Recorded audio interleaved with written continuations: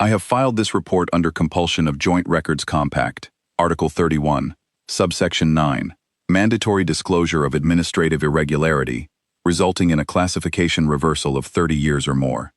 I am filing it in the first person, as the compact requires, which means I cannot attribute the events to my bureau, my predecessor, or the certification process in general.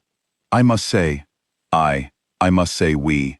I must describe, in clinical and complete terms, the sequence by which the Vethachal Administrative Archive Bureau sealed a workspace that was not, in any meaningful sense, sealed. I will attempt to do so without editorializing. The compact's language on this is clear. So is the timestamp on Marat Ossel's log, which reads, "Without interruption, from the morning of the closure to the morning I opened the door. 31 years, 4 months, and 11 days. I have checked the timestamp 3 times. It has not changed." The Vethal Joint Records Facility occupies 9 sublevels beneath the transit hub at Orath Nul. The upper 8 are in continuous active use. Sublevel 9 was designated permanently inactive in the administrative restructuring of Cycle 44, following a joint bureau assessment that consolidated record functions upward and eliminated 14 redundant workstations. The closure was filed correctly. The certification was signed. The door to Sublevel 9 was sealed with a compact standard physical lock and a digital archive flag reading, "In full, permanently inactive, 0 operational status, no re-entry required." I have inspected this flag many times over the years. It is, as flags go, unambiguous. The recertification was a routine administrative exercise. Every 40 cycles, the Bureau is required to conduct a physical inspection of all designated inactive areas and confirm their continued inactivity. I had performed this recertification twice before. The procedure is not complicated. You walk to the door, you note that it is sealed, you file that it remains sealed. The whole thing takes 11 minutes. I have always found it a pleasant break in the day. I walked to the door of Sublevel 9. I noted, as one does, the permanently inactive flag on the panel beside it. I pressed my certification card to the reader to log the inspection timestamp. The door opened. I want to be precise about my state of mind in the moment that followed, because the compact requires accuracy. I was not alarmed. I was not panicked. I stood in the doorway and processed, as a senior administrative surveyor of 26 years standing, the information available to me, which was, the door had opened, which it should not have done, and the room beyond it was lit, which it absolutely should not have been.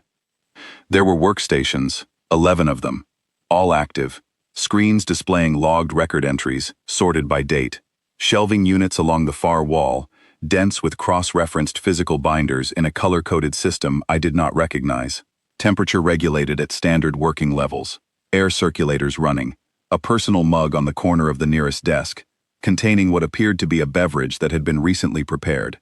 Behind the mug, at the primary workstation, was a human. She had pale brown hair pulled back from her face and was wearing a records officer's uniform in the older bureau style, which had not been current for approximately 20 years. She looked up when I came in. She did not appear startled. She appeared, if anything, mildly curious, in the way a person is curious when a door they have been waiting on for some time finally opens. "Surveyor," she said. "Records Officer Ossel," I said. I said it because her name was on the workstation placard. I had not known she was here. I was simply reading what was available. "Are you here for the cycle recertification?" she asked. "Yes," I said. "I have the log ready," she said, and turned her screen toward me. The log was 43,216 entries long. The first entry was dated the morning of Cycle 44, Day 19, which was the date of the closure. The most recent was dated that morning, approximately 4 hours before I opened the door. Every entry was time-stamped to the minute. Every entry carried the auto-file routing header for the Joint Compact Registry, Article 14, Continuous Operational Record. I looked at the log for what I believe was a significant amount of time. Then I looked at Records Officer Ossel. Then I looked at the log again. "You were here," I said. "During the closure." "I was at my workstation," she said, "same as every day." "The closure order," I began. "Went to the intake desk," she said, very evenly. "The intake desk is on the other side of the door. I didn't receive it." I considered this. The intake desk is in fact on the other side of the door. I knew this. It is noted in the original facility schematic, which I had not consulted before conducting 30 years of recertifications, because the recertifications had been 11-minute procedures, and the door had never opened before. You have been filing continuously, I said. Every working day, she said. Article 14 requires a continuous log for any active record station. I am an active record station, so I kept the log. To whom, I said, carefully, have these records been going? The Joint Compact Registry, she said.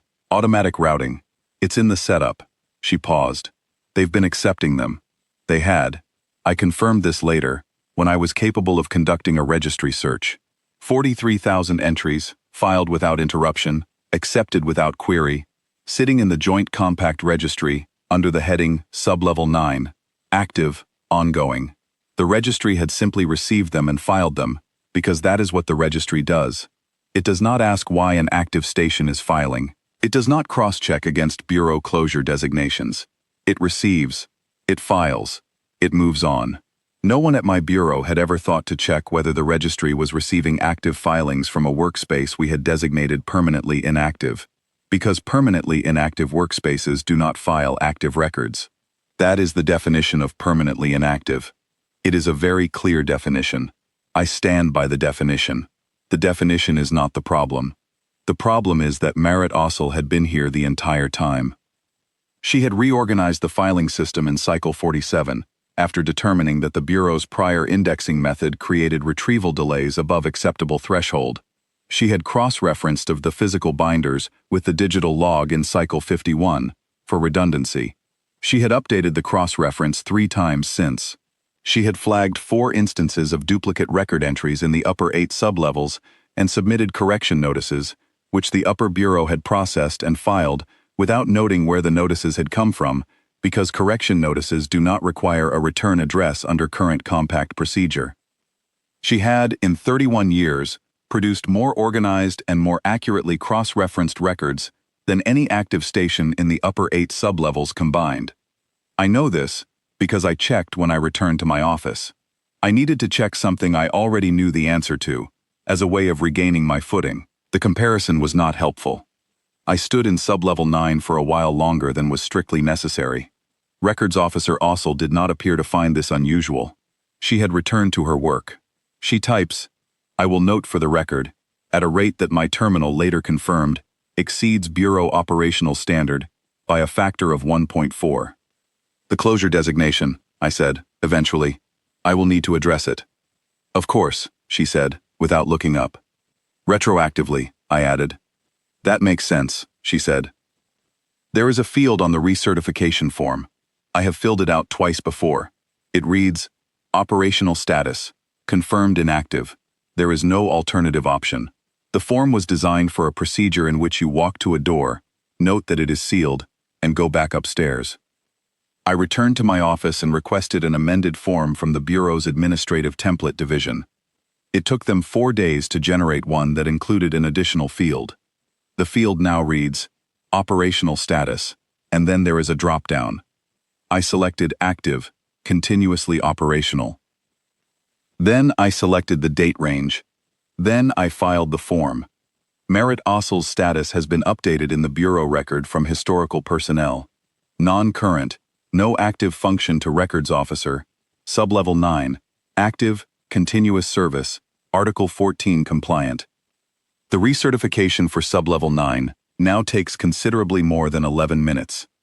I do not find it a pleasant break in the day, but I find it accurate, and accuracy is, as I have spent 26 years explaining to others, the point of the exercise. The mug, I should note, she keeps on the corner of the desk. She has always kept it there. I have no opinion on this. It is simply a detail I noticed, and the compact requires that I report what I observed. She offered me one. I said no. I'm not sure on reflection why I said no.